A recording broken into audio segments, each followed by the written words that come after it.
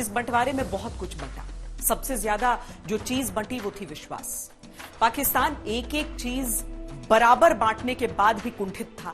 उसकी नजर कश्मीर और भारत की शांति पर थी।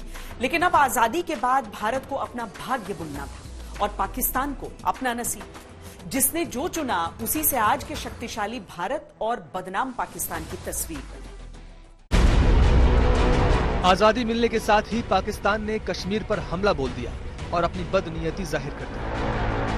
लेकिन पाकिस्तान ने तब ये नहीं सोचा होगा कि कश्मीर पर जो नीति उस वक्त वो बना रहा है वो आगे चलकर उसके पूरे वजूद को नेस्त नाबूद कर देगी। भारत ने पाकिस्तान के अस्तित्व को एक दुश्मन पड़ोसी की तरह स्वीकार कर लिया और नव निर्माण में लग गया। भारत ने लोकतंत्र को चुना। 1950 में लिखित संविधान लागू होने के साथ भारत एक गणराज्य बन गया।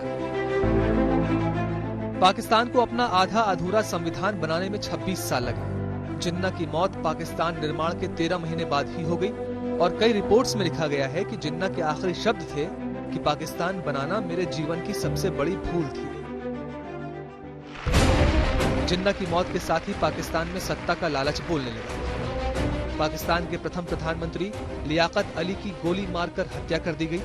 1958 तक पाकिस्तान में 8 प्रधानमंत्री अधूरे कार्यकाल के साथ विदा ले चुके थे।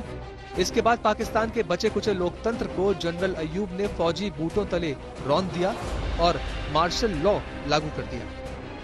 पाकिस्तान के मुकाबले हमारे डेमोक्रेटिक इंस्टीट्यूशंस को स्ट्रेंथन किया गया, मजबूत किया गया, जो पाकिस्तान में नहीं हुआ।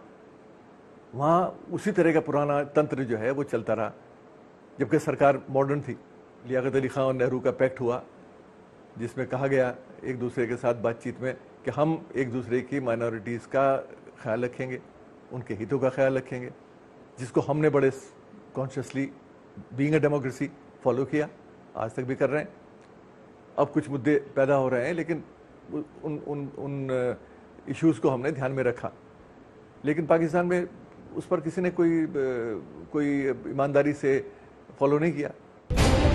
जनरल अय्यूब खान के बाद जनरल याह्या खान के लंबे फौजी शासन के बाद 1973 में जुल्फिकार अली भुट्टो पाकिस्तान के 9वें प्रधानमंत्री बने।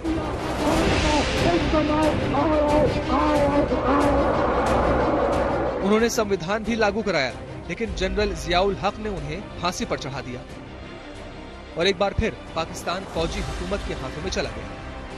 जियाउल हक के शासन में पाकिस्तान एक कट्टरपंथी इस्लामिक स्टेट में बदलता चला गया, जिसकी तस्वीर आज दुनिया के सामने है। जनरल जियाउल हक के आने के बाद से पूरी तरीके से वहाँ पे कट्टरपंथी ताकतों का कब्जा हो गया।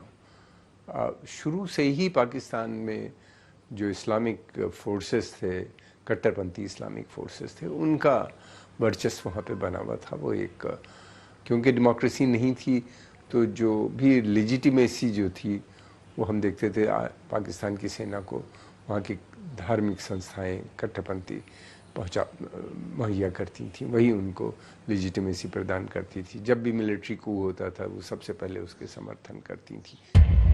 पाकिस्तान इसके बाद से कई दशक तक हमेशा मजहब, अमेरिका और आर्मी के भरोसे ही चलता रहा। आतंकवादियों के लिए पाकिस्तान जन्नत बन गया। परवेज मुशर्रफ समेत 4 बार पाकिस्तान फौजी जनरलों के हाथों तानाशाही हुकूमत का गढ़ बना रहा। पाकिस्तान में आजादी के 75 साल बाद भी एक भी प्रधानमंत्री अपना कार्यकाल पूरा नहीं कर पाया है, जबकि भारत का लोकतंत्र पूरी दुनिया के लिए मिसाल है।